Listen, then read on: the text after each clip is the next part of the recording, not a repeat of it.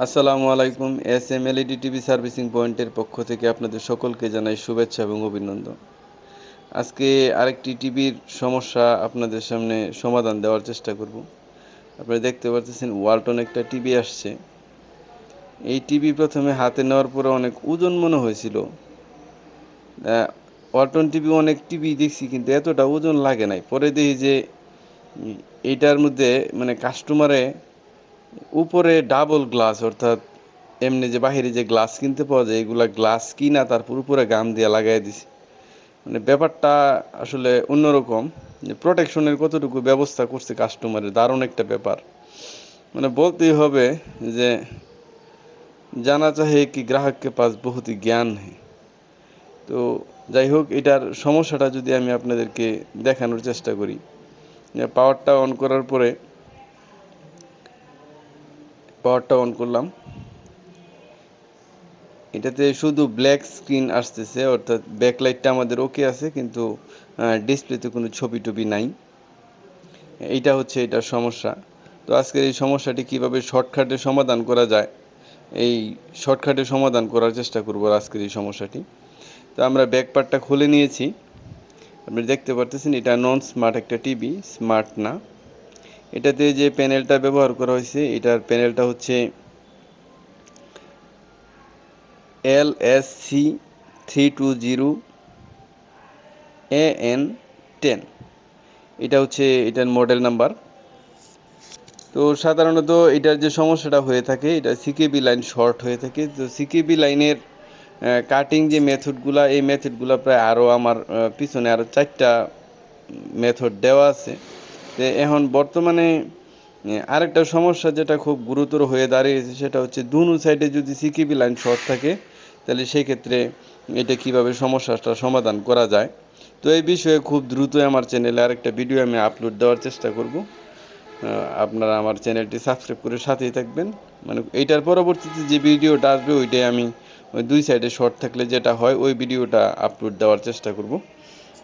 তো এখন আমরা এইটা দেখব যে আসলে অ্যাকচুয়ালি সিকেবি লাইন শর্ট বা এটা ডিসি টু ডিসিআইসি যে ভোল্টেজটা আছে, ডিসি টু ডিসিআইসি ভোল্টেজটা কাজ করতেছে কিনা অ্যাকচুয়ালি। এটা আমরা প্রথমে আগে একটু মাপ দিয়ে দেখব। এক্ষেত্রে আমি একটা অ্যানালগ মিটার নিয়েছি। অ্যানালগ মিটারের কাঁটাটা আসলে ওই ড্রপ হইলে খুব সহজে বোঝা যায়, ডিজিটালও বোঝা যায়, অ্যানালগেও মানে সহজে আর কি উপস্থাপনের ক্ষেত্রে খুব সহজ হয়। যাই হোক, আমি টিভিটা অন করে নিয়েছি আর আমি আমার পজিটিভ পিন পয়েন্টটা এবিডিডি ভোল্টেজে রেখেছি। টিভিটা অন করছি, এ দেখেন আমার কাঁটাটা কিন্তু মানে বাড়ি দিয়ে চলে গেল, অর্থাৎ সিকেবি লাইন শর্ট হওয়ার কারণে ডিসি টু ডিসিআইসিটা ভোল্টেজটা জেনারেট করতে পারতেছে না, অটোমেটিক্যালি অফ মোডে চলে গেছে। আমাদের 12 ভোল্ট, তারপরে 1.8 ভোল্ট, এটা তো ঠিকই থাকে। আপনারা পূর্বেও এই সমস্যার সমাধানগুলো দেখেছেন। তো আজকের এই সমস্যার ক্ষেত্রে আমরা মাত্র 4টা লাইন কাট করব, আর বেশি কোনো কাট করব না। 4টা লাইন কাট করলেই এটা ওকে হয়ে যাবে।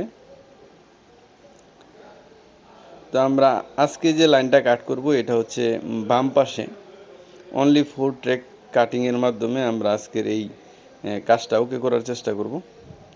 তো এটার জন্য আমাকে যে ইনসুলেশনটা আছে ইনসুলেশনটা পরিষ্কার করে নিতে হবে। তা আমি কাট করে নিয়েছি। কয়টা লাইন আমি কাট করছি এটা যদি আপনাদেরকে একটু দেখানোর চেষ্টা করি, যে আপনারা দেখতে পারতেছেন আমার বাম পাশের মাত্র 4 ট্র্যাক অর্থাৎ 1 2 3 4 4টা লাইন আমি কাট করেছি। এখন আমার ভোল্টেজটা 100% জেনারেট হচ্ছে। আমি টিভিটা ফিটিং করে নিয়েছি।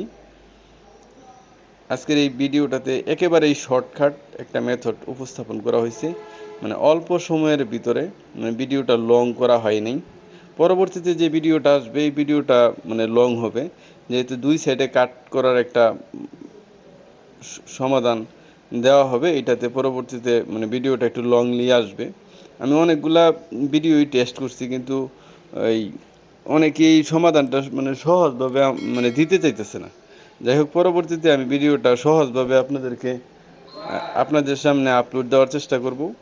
আপনারা দেখতে পারতেছেন এখন আমার টিভিটা কিন্তু মানে 100% ওকে আছে, আমাদের গ্রাফিক্স ঠিক আছে, নো সিগন্যাল কেবল ক্লিয়ার।